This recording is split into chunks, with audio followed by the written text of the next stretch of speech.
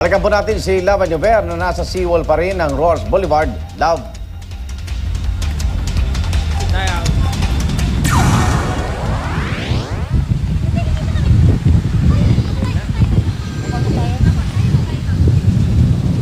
Ayan, Igan, sa mga oras na ito, patuloy pa rin itong malakas na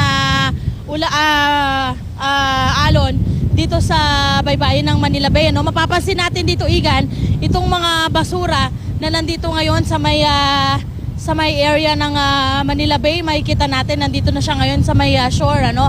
At ito yung naaanod mula mismo doon sa karagatan ng Manila Bay. Pero makikita na, mapapansin din naman natin na yung mga pag-ulan dito sa area hindi naman masyadong kalakasan. No, may mga konting pag-ambon lamang tayong nararanasan dito sa area. At tuloy-tuloy pa rin naman yung ating mga wala pa naman tayo nakikitang anumang malaking problema. Wala rin ho tayo nakikitang anumang mga barkong nagkakaroon ng problema dito, ano?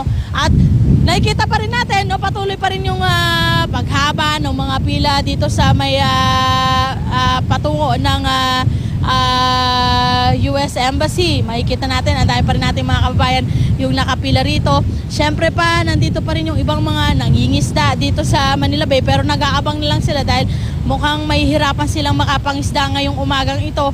At meron din tayo nakikitang may nakikita tayong mga nakamotor doon na namamasyal pa rin dito sa may area ng Manila Bay. Tinitingnan nila itong malakas sa pag-alon dito sa lugar, no? At sa daloy naman po ng trapiko, Igan, wala naman tayong masyadong malaking problemang nakikita dahil tuloy-tuloy naman itong ating mga motorista dito sa area, no? Yung mga patungo ng Pasay at patungo po ng port area ay hindi naman po siya masyadong naabala ngayong umagang ito, kahit na nakataas po yung signal number 1 dito po sa Metro Manila, no? Ayan muna, Igan, yung ating may bibigay sa inyong update. Maya-maya magbibigay pa kami sa inyo ng report kung ano po yung mga kalagayan dito po sa may area ng Manila Bay sa Manila City.